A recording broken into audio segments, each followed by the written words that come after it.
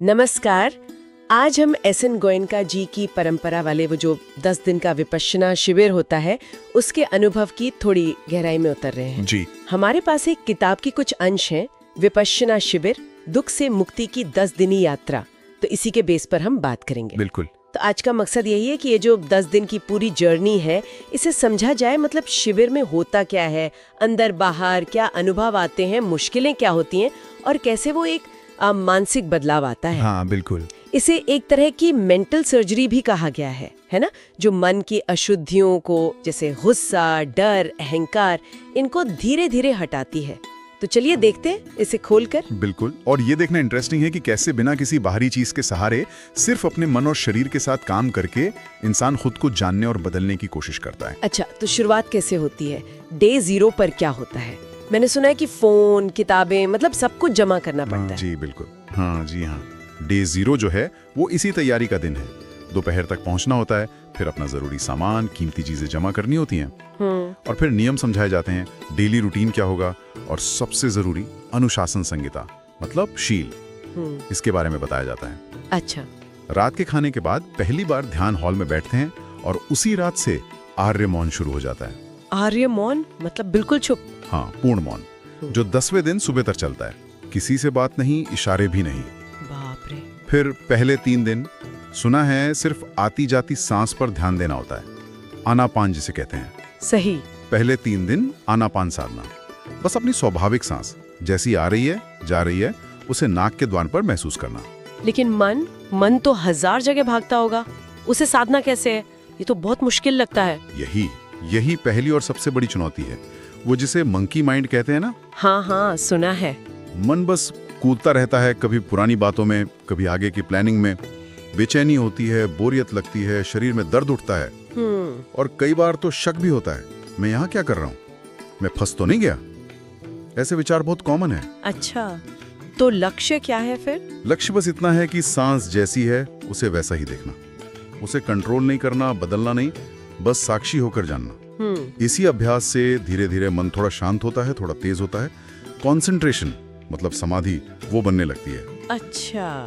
और यही फिर आगे विपश्यना के लिए जमीन तैयार करती है। और डे 4 मतलब चौथे दिन, तब असली काम शुरू होता है विपश्यना। हाँ, डे 4 एक तरह का टर्निंग पॉइंट है। अब ध्यान सांस से हटकर पूरे शरीर की संवेदनाओं पर, जैसे खुजली, दर्द, गर्मी, ठंडी, कंपन, सब कुछ। जी हाँ बिल्कुल। सिर से लेकर पैर तक सिस्टमैटिकली शरीर के हर हिस्से में जो भी सेंसेशन, जो भी संवेदना अपने आप उठ रही है या दुखद, उसे बस जानना है, बिना रिएक्ट किए, तटस्थ भाव से। बिना रिएक्ट किए ये कैसे होता है? दर्द हो तो रिएक्शन तो आएगा ही। यही तो साधना है। यहीं पर वो अनित्य माने अनेक का सिद्धांत अनुभव में आता है कि सब कुछ बदल रहा है। ये संवेदना उठी है, ये भी चली जाएगी। This too shall pass। यह भी गुजर जाएगा। हाँ, और साथ ही ये समझ आता है कि हम अनजाने में कैसे सुखद संवेदनाओं के पीछे भागते हैं, राग पैदा करते हैं और दुखद से दूर भागते हैं, द्वेष पैदा करते हैं, और यही राग द्वेष हमारे दुख का कारण है। ये तो काफी गहरी बात है। फिर डे 5-6 को तूफान का सामना क्यों कहा गया है?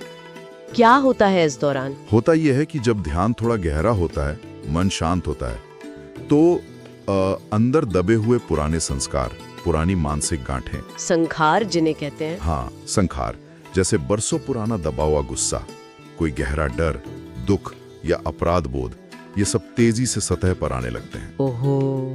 और कभी-कभी बहुत तीव्र शारीरिक दर्द भी उठ सकता है, जिसका कोई प्रत्यक्ष कारण नहीं दिखता। यहीं पर समता यानी इक्वानिमिटी, तटस्थता का अभ्यास बहुत जरूरी हो जाता है। मतलब जो भी उठे उसे बस देखना है, बिना हिले डुले। बिल्कुल, उसे अनुभव करना है, जानना है और ये समझना है कि ये भी अनित्य है, ये भी बदलेगा। ये तो बहुत मुश्किल दौर होगा। हाँ, कई लोगों के लिए सबसे चैलेंजिंग फेज होता है। शिविर छोड़ने का मन भी कर सकता है, पर कहा जाता है कि आप अब गहरे अचेतन मन की सफाई कर रहे हैं, तो धैर्य रखना जरूरी है। हिम्मत का काम है फिर तो। डे 7-8 कुछ राहत लाते होंगे। यहाँ सूक्ष्म संवेदनाओं और संतुलन की बात है। हाँ, अक्सर ऐसा होता है।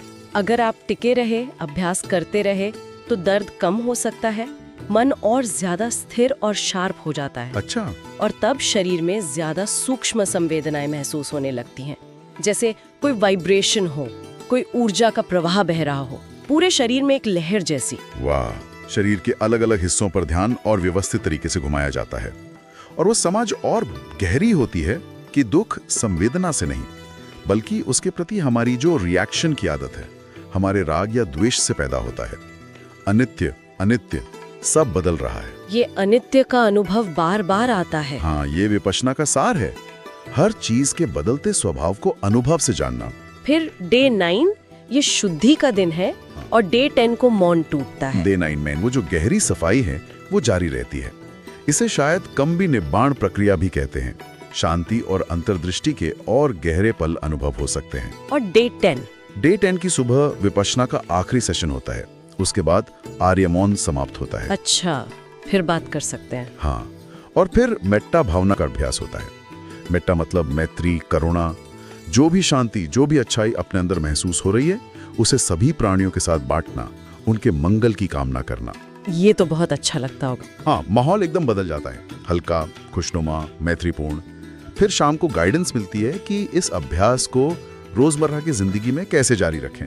इस पूरी प्रक्रिया के लिए रोज का शेड्यूल भी तो काफी कठोर होता है। सुबह 4 बजे उठना, दिन भर में कई घंटे ध्यान। जी हाँ, शेड्यूल काफी अनुशासित है। सुबह 4 बजे घंटी बजती है, 4:30 से ध्यान शुरू, रात 9 बजे तक ध्यान के कई सत्र होते हैं, लगभग 10 घंटे। 10 घंटे? हाँ, बीच में नाश्ता, लंच, थोड़ा आराम, और शाम को गोयनका जी का 1 घंटे का प्रवचन होता है वीडियो पर, जो रोज की प्रैक्टिस को समझने में मदद करता है। तो अंत में मुख्य बदलाव क्या दिखते हैं लोगों में? सबसे बड़े बदलाव जो लोग बताते हैं वो है मन में शांति, तनाव कम होना। पहले जहाँ छोटी छोटी बातों पर गुस्सा या दुख होता था, वहाँ एक तरह की समता, एक बैलेंस आ जाता है। चीजों को ज्यादा स्पष्टता से देख पाते हैं और अपने मन और शरीर में क्या चल रहा है, इसकी जागरूकता बहुत बढ़ जाती है।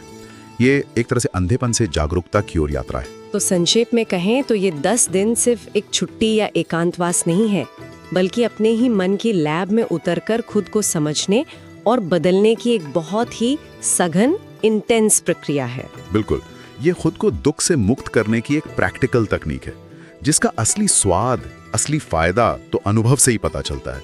जैसा गोयनका जी कहते थे, आपने पहला कदम उठा लिया है, अब धम्म के मार्ग पर चलते रहें।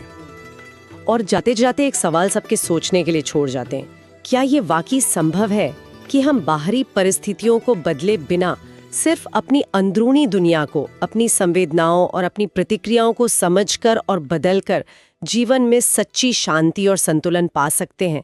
ये अपने आप में एक गहरी खोज है। बिल्कुल, सोचने वाली बात है।